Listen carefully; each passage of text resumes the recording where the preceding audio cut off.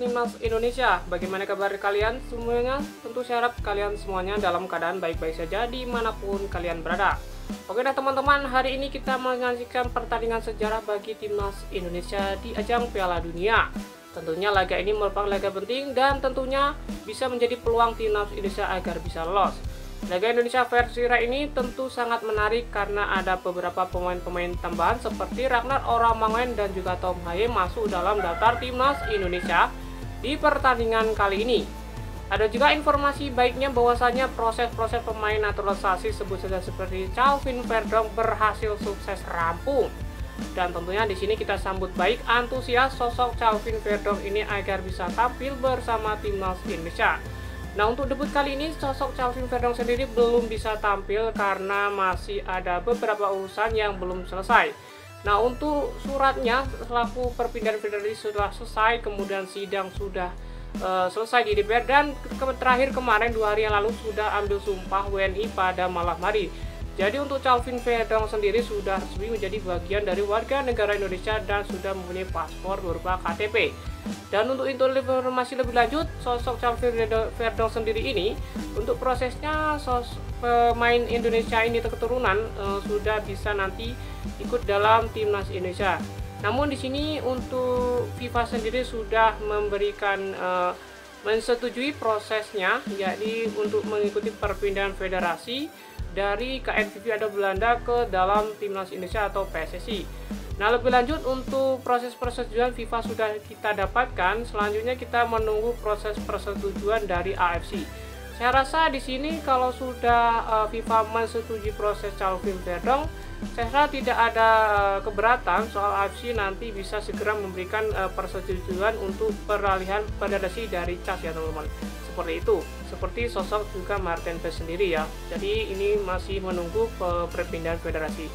Dan untuk laga selanjutnya nanti diharapkan untuk Calvin Verdonk bisa tampil di leg kedua. Artinya di sini masih ada kesempatan Calvin Verdonk nanti bisa tampil di ajang kualifikasi Piala Dunia 2026 zona Asia ini di dalam leg kedua Indonesia versus Filipina pada tanggal 11 Juni.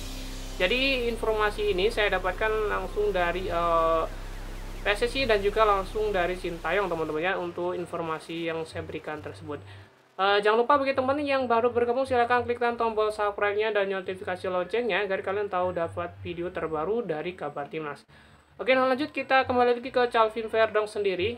Untuk proses-proses tersebut sudah selesai ya teman-teman, untuk pengambilan sumpah, kemudian juga pengurusan KTP ataupun dokumen sudah selesai, tinggal menunggu proses perpindahan federasi sendiri.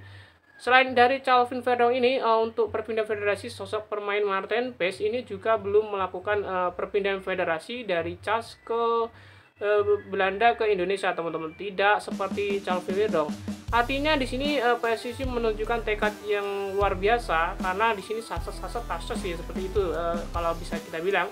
Karena tidak butuh waktu lama untuk proses naturalisasi, kemudian juga pengambilan dokumen, mengurus dokumen ke DPR, kemudian melanjutkan sidang, dan akhirnya menjadi bagian warga Indonesia sendiri ini sepertinya cukup singkat. Jadi proses-prosesnya sebelum pemain naturalisasi sebelumnya teman-teman ya. Kemudian tinggal menunggu sosok Martin Paes ini.